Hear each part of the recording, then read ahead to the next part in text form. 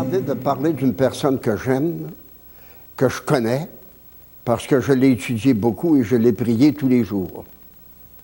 Ma dévotion à la Très Sainte Vierge date depuis ma tendre enfance. Je me souviens encore comment ma mère nous parlait de sa mère à elle, qu'elle considérait comme une sainte parce que c'était la grande amie du chapelet. Et ma mère vivait tout près de l'église, dans la Beauce, à Saint-Honoré-de-Chênelet.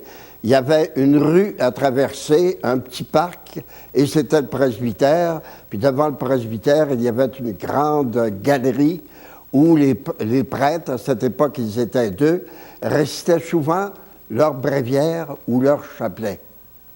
Et le souvenir d'un moment, c'est ceci, c'est que quand les enfants jouaient autour de la maison, la grand-mère disait tout simplement, les petits-enfants, ne faites pas de bruit, les prêtres sont en prière. Alors ça m'avait impressionné, là, tout jeune. Ne faites pas de bruit, les prêtres sont en prière.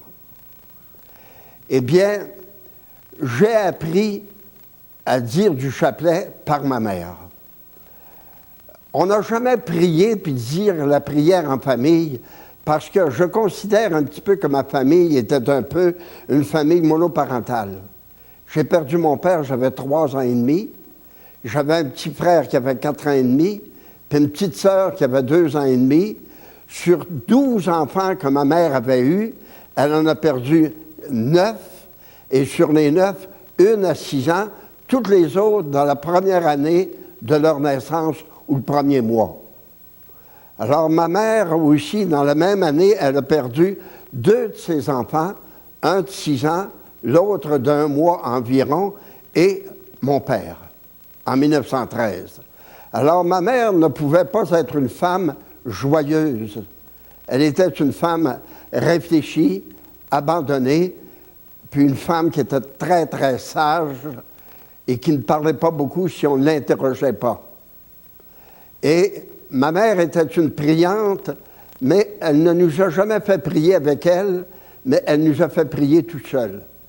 Et je me souviens, quand j'étais tout petit, là, mes petits frères et mes petites sœurs étaient morts parce qu'ils étaient ce qu'on appelait des bébés bleus. Ils étouffaient, manque d'oxygène. Et ma mère me rappelait que moi, j'ai été protégé parce qu'à un certain moment, j'avais à peu près quelques mois seulement. Mon père était hôtelier, l'hôtel n'avait pas été liquidé parce que mon père était encore vivant. Et puis, elle est arrivée dans la chambre où j'étais couché sur le lit, puis j'étais tout bleu. Alors, elle est partie, puis elle s'est dit, celui-ci aussi va mourir.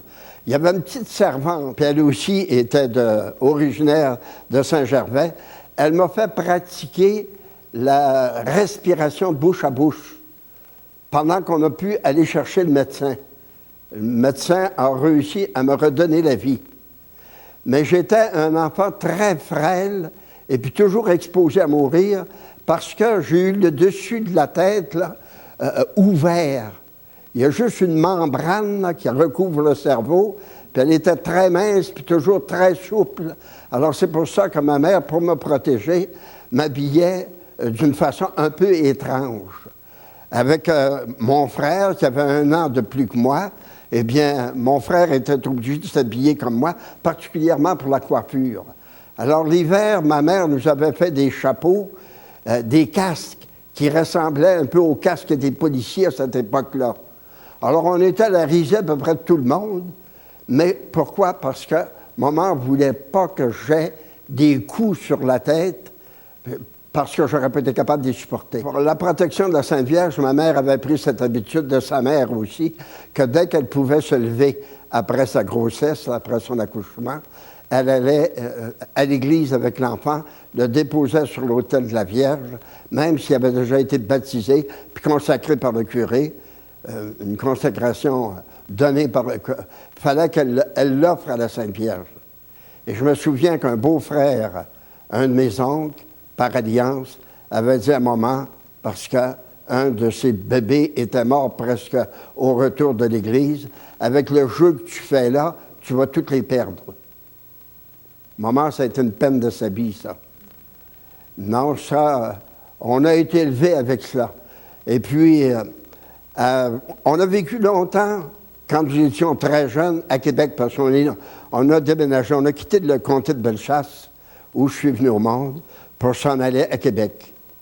À Québec, ma mère avait assez d'instruction, parce que c'était une institutrice, et puis nous étions amis avec le député de l'époque, qui lui aurait donné une position au gouvernement, comme secrétaire ou autre.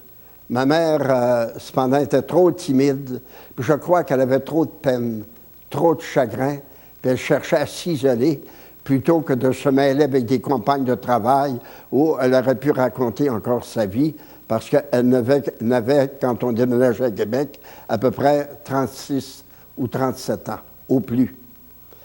Alors ça a été la vie de ma mère, une femme solitaire qui nous a fait prier. Puis on est déménagé à Saint-Sauveur, puis du côté sud de Saint-Sauveur, dans une partie qui est devenue une autre paroisse quand j'avais 15 ans, en 1925, Notre-Dame-de-Grâce. Et nous étions entre deux chapelles. L'église de Notre-Dame-de-Grâce, l'église de Notre-Dame-de-Lourdes, ça, c'était dans trois ou quatre coins de rue différents, pas plus. Et puis, alors, on a été élevés dans cette ambiance-là. Puis, maman nous a habitués, très jeunes, à aller à la messe. Alors, c'était les Oblats qui desservaient la chapelle de Notre-Dame-de-Lourdes. Puis, les Oblats, avant la messe, avaient toujours l'habitude de nous mettre en prière. Puis, c'était toujours un petit mot de la Sainte Vierge. Et je me souviens là, qu'un jour, j'avais à peu près 7 ou 8 ans, je marchais puis je faisais des grands pas en arrière d'un père Oblat, missionnaire de la baie James, qui venait à certaines saisons rester au presbytère de Saint-Sauveur, puis il venait dire la messe. Alors, j'étais tout petit, puis je faisais des grands pas sur le trottoir pour essayer de marcher dans ses pas. J'étais avec mon frère, qui avait 1 an de plus que moi. Comment tu fais des grands pas comme ça? Bien, j'essaie de marcher dans ses pas. Tout à coup, j'attraperais sa vocation. J'avais 7 ans. Alors, il y avait comme une espèce d'inspiration, là. Alors, la Sainte Vierge, donc, est venue dans ma vie d'une façon graduelle, puis d'une façon normale. Ensuite, nous autres, on avait comme point de repère qu'une femme. C'était notre mère. Puis pour nous, notre mère, c'était une perfection. Elle parlait peu, elle était très douce, disputait jamais, rarement présente parce qu'elle était obligée d'aller travailler. Puis au lieu de travailler dans un bureau comme le député l'avait invité, puis qui lui donnait une position, trop timide, elle a travaillé comme femme de journée, à nettoyer des bureaux, puis à laver des planchers, et puis à vivre modestement, puis retirée. Alors, notre point de référence pour la femme, je n'ai jamais entré dans les discussions pour discuter qui était plus parfait, puis qui était supérieur entre l'homme et la femme, parce que j'avais tellement un beau modèle, puis des hommes, on n'en voyait pas. Alors, nous autres, tous les 3 enfants qui restaient, parce que tous les autres sont morts, là, notre point de repère, notre point de référence, c'était maman, parce que nous étions très, très ouvert avec elle. Alors, aimer ma mère m'a aidé à aimer la Sainte Vierge, parce que ça m'a enlevé tous les préjugés qu'il peut y avoir, qui courent dans la société, que la femme était différente de l'homme, mais pas différente d'une façon égale. On cherchait un peu à l'humilier. Je ne suis jamais embarqué dans ça, parce que je ne l'ai jamais cru. Je pense que ça a aidé, ça, ma dévotion à la Vierge. Alors, j'ai commencé comme cela. Puis quand je suis entré chez les Oblats, bien, j'étais heureux. Pour moi, ce n'était pas les Oblats qui m'accueillaient. C'était la Sainte Vierge qui m'amenait chez elle. Parce que les Oblats, je les aimais beaucoup, je les voyais à la paroisse, mais c'était la Sainte... Et puis c'est un grand apôtre du Sacré-Cœur, le Père Lelièvre, qui a déterminé ma vocation. Puis j'ai jamais douté de ma vocation, moi. Et quand on est arrivé au noviciat, il a fallu des certificats de naissance et certificats de confirmation. Alors là, on s'est aperçu qu'il n'y avait pas de Henri-Louis, c'était mon nom, Henri-Louis Parent, qui avait reçu la confirmation telle journée à l'église de Saint-Malo à Québec par Monseigneur Paul-Eugène Roy. Alors là, on a cherché parce que j'avais été confirmé le même jour que mon frère et ma sœur.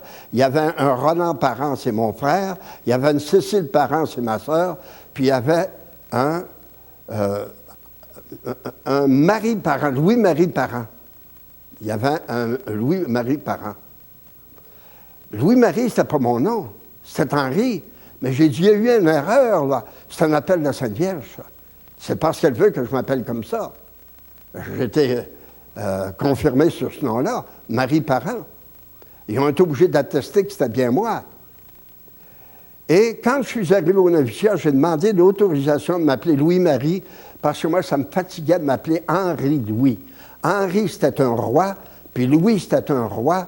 Pour un quêteux comme j'étais, là, je disais, là, c'est une sorte de snobisme, puis je veux pas de ça. C'était une idée d'enfant, si vous voulez, mais je veux pas de ça. Je veux avoir une reine, puis je veux avoir le nom de la Sainte Vierge. J'explique ça au père maître. Le père maître me regarde en riant, puis qui me dit, changez rien, puis continuez, puis votre nom, c'est Henri-Louis. Très bien. Quand je suis arrivé au vœu perpétuel, là, j'étais dans un autre milieu, j'avais un autre supérieur, je lui ai fait la même demande, j'ai eu la même réponse négative. Quand je suis arrivé pour le sacerdoce, et puis que là, je suis parti pour l'émission, au bout d'un an, on m'a envoyé dans l'émission au nord de l'Alberta. Là, j'ai dit, je vais demander à l'évêque que je prenne le nom de Louis-Marie. L'évêque se met à discuter. Je n'ai pas parlé, pas un mot, mais j'ai toujours signé Louis-Marie. Alors, quand j'écrivais des lettres, je mettais Louis-Marie Parent. Et puis, ma mère a accepté ça.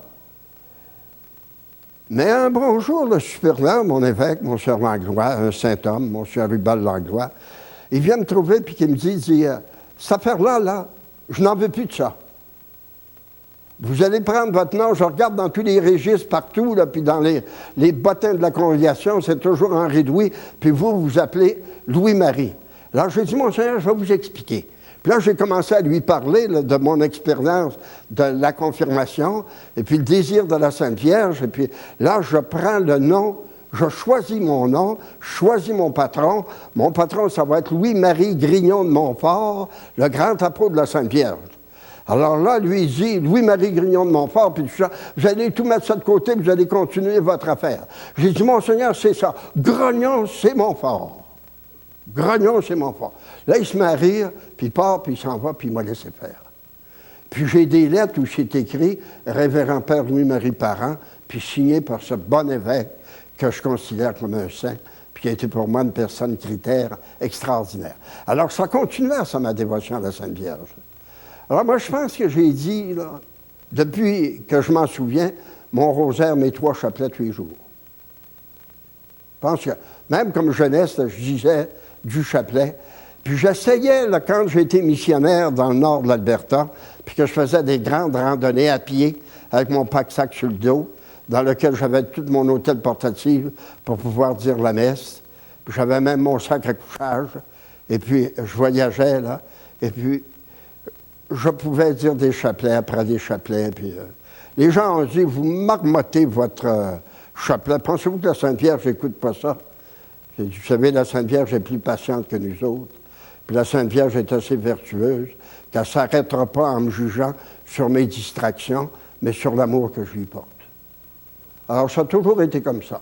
Puis je voyageais dans les missions, là, puis j'ai porté pendant des années une petite statue en aluminium de la Vierge dans ma main.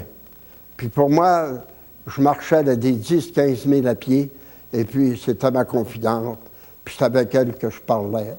Et puis, c'est pour ça aussi que quand les recluses ont été fondées, là, en 1943, le 14 août, m'arrivaient 3 jeunes filles de la province de Québec pour partir une petite communauté de contemplatives où on honorerait particulièrement la Très Sainte Vierge, mais surtout l'Eucharistie.